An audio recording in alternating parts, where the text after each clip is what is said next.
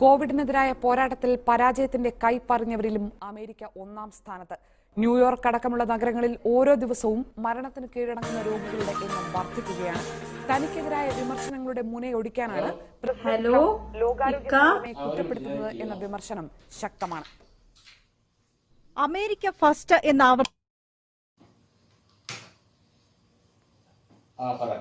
എന്തുകൊണ്ട് വിശേഷം? സുഖാണോ ചോദിക്കുന്നില്ല. ഭക്ഷണമൊക്കെ കഴിച്ചു നിങ്ങള്? കഴിച്ചു. മക്കളെവിടെ? അവരെ പുറത്തേക്കൊന്നും വിടരുത്. ഇന്നലെ മോള് വീഡിയോ കോളിൽ വിളിച്ചിരുന്നു. കുട്ടീന്റെ ഉപ്പുപ്പാന്ന് വിളിച്ചടി. നിങ്ങള് പുറത്തേക്കൊന്നും പോവാറില്ലല്ലോ. അവിടുത്തെ വാർത്ത കേൾക്കുമ്പോ പേടിയാവുക. ഇവിടെ ഇപ്പൊ ഒരുമാതിരി കുറവൊക്കെ ഉണ്ട്. ഇതിപ്പോ നിങ്ങൾ പേടിക്കാൻ മതി, അത്ര വലിയ അസുഖമൊന്നുമല്ല. വെറുതെ ജനങ്ങൾ പേടിക്കുക. നേരെ വണ്ണം കയ്യൊക്കെ കഴുകി ഗ്ലൗസും മാസ്കും ഒക്കെ ഇട്ട് നടന്നാല് ഒന്നും സംഭവിക്കില്ല. എന്നാൽ നിങ്ങൾ സൂക്ഷിക്കണം. എങ്ങനെയും പറ്റിയ ഞങ്ങളിങ്ങ് കേറിപ്പോരെ. നമുക്ക് ഇനി ഇവിടെ കൂടാനുള്ള കഞ്ഞിയൊക്കെ കുടിച്ചിട്ട്. ഇപ്പൊ കഞ്ഞിയൊക്കെ കുടിച്ച് നല്ല ശീലായി. ഈ ഒരു സമയത്ത് നിങ്ങൾ ഇവിടെ ഇല്ലാന്നുള്ളൊരു സങ്കടം ബേജാരം മാത്രമേ നമുക്കുള്ളൂ. എന്നെ കുറിച്ച് നിങ്ങൾ ബേജാറാവണ്ട. എയർപോർട്ടൊക്കെ തുറന്ന് ഫ്ലൈറ്റ് കൂടി തുടങ്ങിയ ഞാൻ അങ്ങോട്ട് എത്തൂലേ. ഞാനിപ്പോ വിളിച്ചെടുക്കാം. നിങ്ങൾ ദേഷ്യപ്പെടരുത്. നോമ്പൊക്കെയല്ലേ വരുന്നത്. അതുകൊണ്ട് കഴിഞ്ഞ വർഷത്തെ പറഞ്ഞ നിനക്ക് സർക്കാർ ഉണ്ടാക്കേണ്ടി വരും അല്ലേ? 10 പൈസ അയച്ചില്ല. മാസങ്ങളായി മനുഷ്യരുടെ മുറിയിൽ അടച്ചുകൂട്ടിയിരിക്കാൻ തുടങ്ങിയിട്ട്. ജോലിയില്ല, ശമ്പളമല്ല, ഈ കൊറോണ കാരണം. അപ്പഴാ എന്റെ ഒരു എന്തിനൊക്കെ നിങ്ങൾ ഇങ്ങനെ എന്നോട് ദേഷ്യപ്പെടണേ? ഇങ്ങനെ ദേഷ്യപ്പെട്ട് ഞാൻ കണ്ടിട്ടേ ഇല്ലല്ലോ. ദേഷ്യപ്പെടാതെ. കഴിഞ്ഞ വർഷം ഞാൻ അയച്ചെന്ന പൈസ ഞാൻ ചെന്നൈക്ക് മുഴുവൻ കൊടുത്ത് തീർത്തിട്ടില്ല. അപ്പഴാ വെറുതെ അല്ലടി. ഞാൻ കഴിഞ്ഞ പ്രാവശ്യം പൈസ അയച്ചതിന് ശേഷം ഫേസ്ബുക്കിലൂടെയും വാട്സപ്പിലൂടെയും എന്റെ ഫ്രണ്ട്സുകൾ വന്നാണ്ട് ഇനി പറയാത്തൊന്നും ബാക്കിയില്ല. പ്രവാസി തന്നെയാണ് പ്രവാസിനെ ചീത്തയേക്കണത്. ഭാര്യമാര് ചോദിക്കുമ്പോ പൈസ എടുത്തു കൊടുക്കാണ്. നാട്ടിൽ ആർഭാടുണ്ടാക്കണം പ്രവാസികളാണെന്നൊക്കെ. മതി, നിർത്തി, ഇനിയില്ല. ഇവിടെ ഇപ്പൊ പൈസക്ക് ബുദ്ധിമുട്ടൊന്നുമില്ല. നിങ്ങൾ കഴിഞ്ഞ തവണ അയച്ച പൈസ തന്നെ ഇവിടെ ഇരിപ്പാണ്. വല്ലതും മേടിച്ചിട്ട് വേണ്ട ഇപ്പൊ ചെലവാനായിട്ട്. ചക്കയും മാങ്ങയും തേങ്ങയും കപ്പയും ചേമ്പും ഒക്കെ തിന്നത്.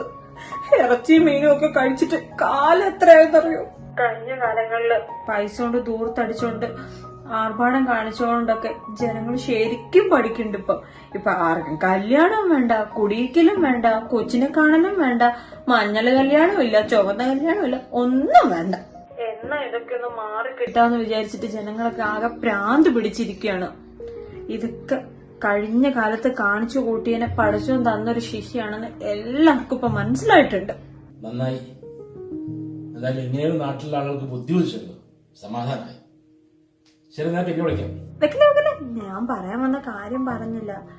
ലോക്ക്ഡൌണൊക്കെ തീർന്നിട്ട് ചിലപ്പം നോമ്പ് തുടങ്ങുമ്പം നമ്മുടെ നാടല്ലേ, നമ്മുടെ നാട്ടിലെ പെണ്ണുങ്ങളല്ലേ, ചിലപ്പോ അവരിനി സൽക്കാരമൊക്കെ തുടങ്ങിക്കൂടാന്നില്ല. അങ്ങനെ തുടങ്ങാച്ച ആദ്യം നമുക്ക് സൽക്കാരം ഉണ്ടാക്കണം. അതുകൊണ്ട് നിങ്ങൾ എന്താണേലും ഒരു 50,000 റുപ്യ അയക്കണം. തന്നെ വേണം. അത് ഇപ്പൊ അയക്കണ്ട, ഞാൻ പറഞ്ഞിട്ട് അയച്ചാ മതി. അന്നേരം ഞാൻ വിളിക്കാം. അതെ, നിന്നൊന്നും പറഞ്ഞ ഒരു കാര്യമല്ല. ചോദിക്കുമ്പോ പൈസ ചെന്ന് എന്നെ പറഞ്ഞാലോ, വെച്ചിട്ട് പോടി.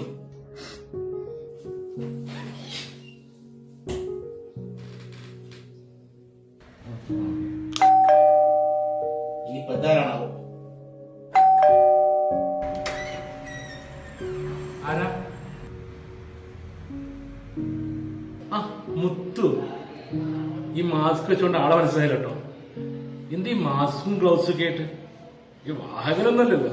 ഞാനൊരു വാഹകനൊന്നല്ല. പിന്നെ അസുഖം അത് പടച്ചോൻ തരുന്നതല്ലേ. അത് പിന്നെ നമ്മൾ നോക്കിയിട്ട് കാര്യമൊന്നുമില്ല. അതല്ലടാ, നമ്മുടെ നാട്ടിലിപ്പോ ഒരു ചൊല്ലുണ്ട്, പ്രവാസികൾ മുഴുവൻ കൊറോണ വാഹകരാണുള്ളത്. അതുകൊണ്ട് പറഞ്ഞ തമാശ. നീ കരുവോ? അല്ല, എന്താ മുത്തു ഈ ലോക്ക്ഡൌണിന്റെ സമയത്ത്? ഈ സമയത്ത് വന്നാലല്ലേ പറഞ്ഞ കാണുള്ളൂ. അല്ല ചങ്ങായി, ഒരു കൊല്ലായിരം ഞാൻ പൈസ അയച്ചിട്ട് ഇതുവരെ തന്നു തീർത്തിട്ടില്ലല്ലോ. നായിന് ജീവൻ പോകുമ്പോഴാണ് എന്റെ കിട്ടിയിട്ടുള്ളത്. ലോക്ക്ഡൌൺ ഒക്കെ ആയിട്ട് ഭയങ്കര കഷ്ടത്തിലാണ്. എങ്ങനെയെങ്കിലും ഞാൻ പൈസ ഉണ്ട്, അതിനാണ് ഞാൻ പോന്നിട്ടുള്ളത്. അല്ല, അത് ഞാൻ തരാൻ വേണ്ടി ഇന്ന് തന്നെയാണ്. അപ്പോൾ എന്നിട്ട് ഈ ലോക്ക്ഡൌണും കാര്യങ്ങളൊക്കെ ആയത്. ഇത് ഞാൻ ഇപ്പൊ തരാം.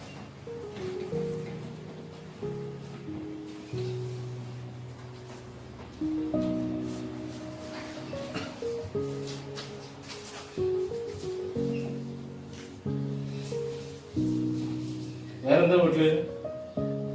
എന്താ ലോക്ക്ഡൌൺ ഒക്കെ ആയിട്ട് ആകെ പ്രശ്നത്തിലാണുള്ളത്.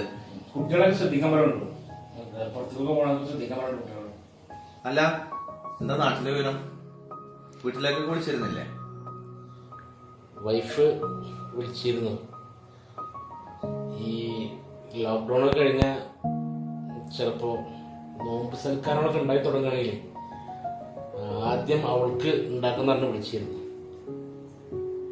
അങ്ങനെ വിളിക്കുകയാണെങ്കിൽ ഇപ്പൊ വേണ്ട, വിളിക്കുകയാണെങ്കിൽ ഞാൻ നിന്നെ വിളിക്കാം. കുറച്ചുകൂടെ പൈസ നാട്ടിലേക്ക് എത്തിച്ചു. ഈ കൊറോണ കാലത്തോ എന്റെ ഓൾക്ക് എന്താ ചങ്ങായി അന്തല്ലേ? അതല്ല, നീ ഇപ്പൊ ഇങ്ങോട്ട് കയറിയതിന് മുമ്പ് എന്റെ ഓളെ വിളിച്ച് ഞങ്ങൾ സംസാരിച്ചുകൊണ്ടിരിക്കുന്നു. ദേഷ്യപ്പെട്ട് ചൂടായിട്ട് ഞാൻ ഫോൺ കെട്ടിയത്. പക്ഷെ ഒന്ന് ആലോചിച്ച് നോക്കി, ആർക്ക് വേണ്ടി നമ്മളെ കഷ്ടപ്പെടുന്നത്? നമ്മളെ കുടുംബത്തിന് വേണ്ടി, നമ്മളെ മക്കൾക്ക് വേണ്ടി, നമ്മളെ നാട്ടുകാർക്ക് വേണ്ടി, നാടിന് വേണ്ടി. ചിലപ്പോ ഈ ഒരു പ്രതിസന്ധി ഘട്ടത്തിൽ നമ്മളെ നാട്ടുകാർക്കും നമ്മുടെ സർക്കാരും നമ്മളെ വേണ്ടി വരില്ല, അല്ലെങ്കിൽ നമ്മൾ അവഗണിച്ചെന്നിരിക്കും. പക്ഷെ നമുക്ക് അതിന് പറ്റില്ലല്ലോ, കാരണം നമ്മൾ പ്രവാസികളായി പോയില്ലേ. ഈ സമയം കടന്നു പോകും.